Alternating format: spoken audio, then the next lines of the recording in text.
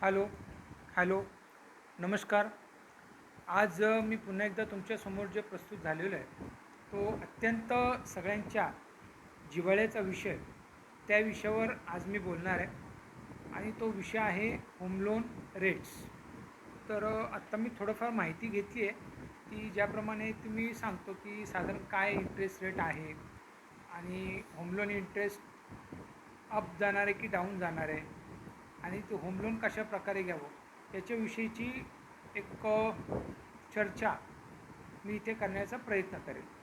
आत्ता जेव्हा मी पाहिलं तर एस बी आयचं आहे 7.5 ते 8.70, then H D F C bank 8% ते 9.2%, बजाज हाऊसिंग 10 to 17%.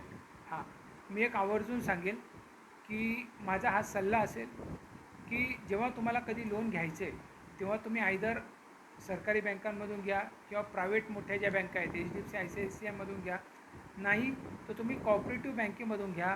पण शक्यतो तुम्ही ह्या ज्या non banking N B F C आहेत, नॉन बँकिंग फायनान्शियल कॉर्पोरेशन, जशी बजाज आहे, होम क्रेडिट, श्रीराम फायनान्स, यांच्याकडनं लोन घेण्याचं शक्यतो टाळा.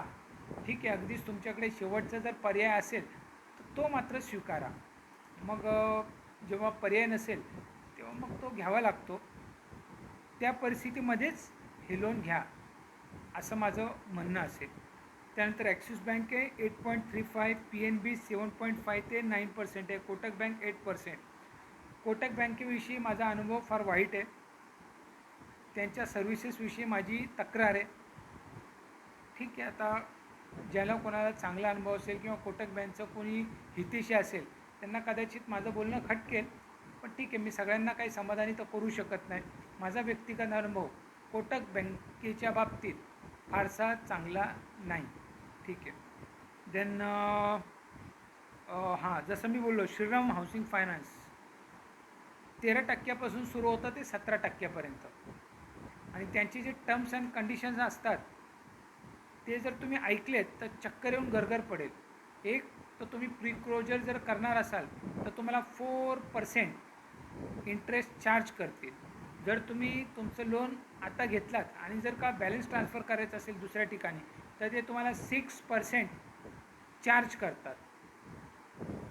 म्हणजे अत्यंत म्हणजे नियमांचा थट्टा केल्यासारखा हा प्रकार आहे श्रीराम फायनान्सचा.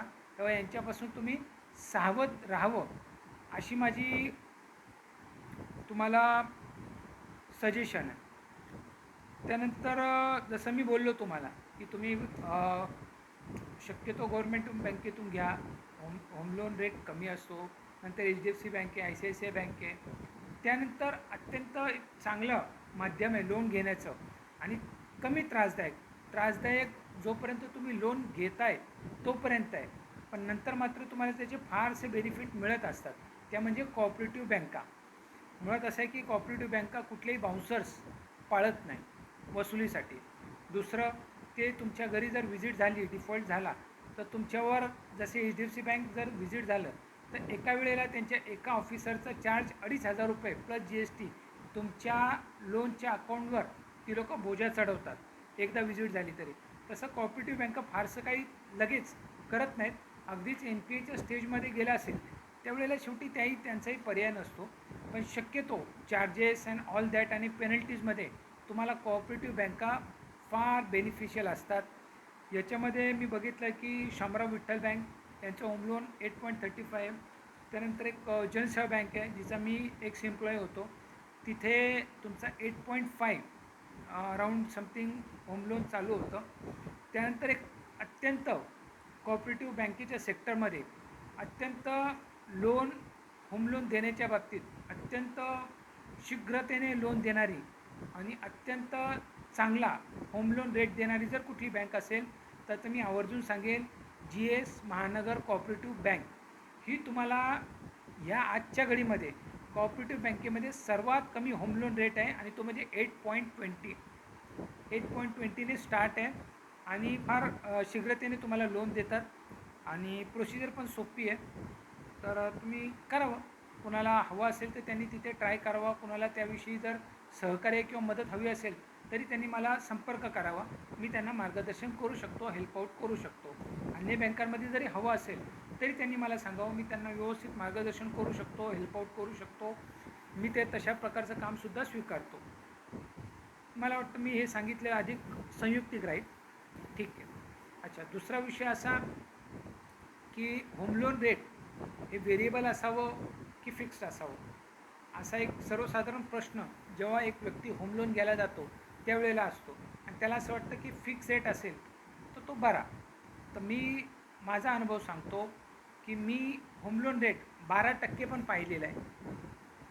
तिथून आज SBIचा 7.5 ते 8 पण पाहिलेला आहे. तर येणाऱ्या काळात आणखीन होम लोनचे रेट्स कमी होणार आहेत. त्याच्या पाठी अनेक कारणं आहेत. याच्या पाठीचं सर्वात मोठं आणि मुख्य कारण म्हणजे गव्हर्मेंटचा अनिर्बंधित चलन साठा वाढवण्याकडे असणारा ओढा. म्हणजे आपली RBI सतत नोट्स प्रिंट करते. आता ते काय त्याच्या पाठचं रिझन आहे, काय धोरण आहे, काय, मला असं वाटतं मी या विषयावर इथे चर्चा करू नये. मला त्याच्याविषयी सर्व माहिती आहे. त्याचं काय आहे, इन्फ्लेशन काय आहे, त्यानंतर जेव्हा फिस्कल डेफिसिट येतं ते कशाप्रकारे नोटा छापून भरलं जातं, कशाप्रकारे रोखे काढले जातात, त्याच्यामुळे पण रुपयाचं अवमूल्यन होतं.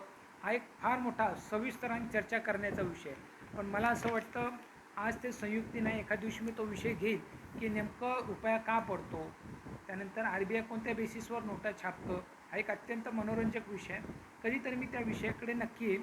एक बराचसा एक तासभर चालणारा तो विषय, कधीतरी मी घेईल तो हातात.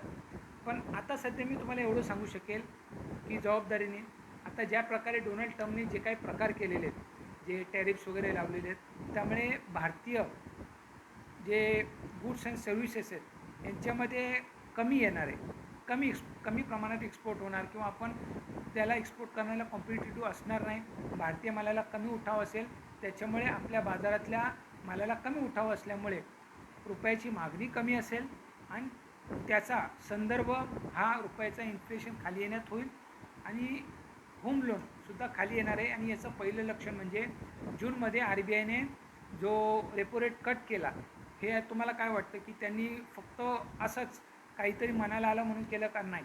त्यांना हे सर्व माहिती होतं डोनाल्ड ट्रम्प काय करणार आहे, काय नाही. हे उच्चपदस्थ लोक असतात, यांना सर्व गोष्टी माहिती असतात. सरकारी पातळीवर ही लोकं असतात. आदानप्रदान ह्या गोष्टी होत असतात, वरच्या लेवलच्या गोष्टी आहेत. मला असं वाटतं सामान्य व्यक्तीने त्या विषयात जाऊ नये. तर त्यांनाही माहीत असणार की असं असं पुढे होणार आहे, म्हणून त्यांनी अगोदरही रेपो रेट केला, रेपो रेट कट केला. त्यानंतर आता सप्टेंबरमध्ये पण एक रेपो रेट कट होणार आहे, डिसेंबरमध्ये पण होणार आहे. आणि हा रेपो रेट कटचा इफेक्ट सरळ होम लोन रेटच्या कटौतीमध्ये होणार आहे. त्यामुळे आता जे रेट्स खाली आलेत याहीपेक्षा होम लोन रेट्स आणखीन खाली येणार आहेत. मी फार जबाबदारीने सांगतो आहे. त्याची कारणं काय आहेत आणखीन इन डिटेल्ड आहेत. फार नाही सांगता, मी थोडक्यात सांगतो की आणखीन होम लोन रेट्स कमी होणार आहेत.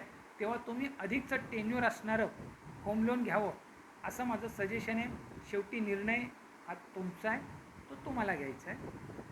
तुम्ही सर्व सारासार विचार करा, मार्केटचा तुम्ही तुमच्या पद्धतीने अभ्यास करा आणि ते लोन घ्या, असं माझं म्हणणं असेल. त्यानंतर काही लोक असं म्हणतात की रिअल इस्टेटमध्ये आता मंदी येणार आहे. तर मी असं म्हणतो की रिअल इस्टेटमध्ये काही प्रमाणात मंदी आहे, पण मार्केटचं सायकल हे नेहमी फिरत असतं. काही एक वर्षापूर्वी, साधारण 30-40 वर्षापूर्वी साऊथ मुंबईला भाव हे गगनाला भिडलेले होते. त्यानंतर ते भाव बँड्राच्या काटर रोडला आले.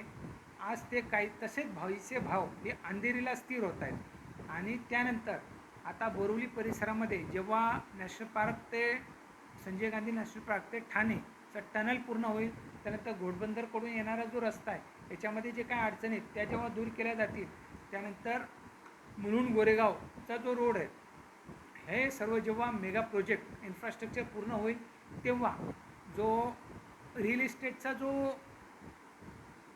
रेट्स इन्फ्लेशन किंवा त्याचं जे कॉन्सन्ट्रेशन आहे हे साऊथ मुंबईपासून हलवून ते बँड्रा ते बोरिवलीच्यामध्ये कॉन्सन्ट्रेट होईल आणि त्यातले अधिक अंधेरी ते बोरिवली या परिसरामध्ये जास्त झालेलं तुम्हाला दिसेल.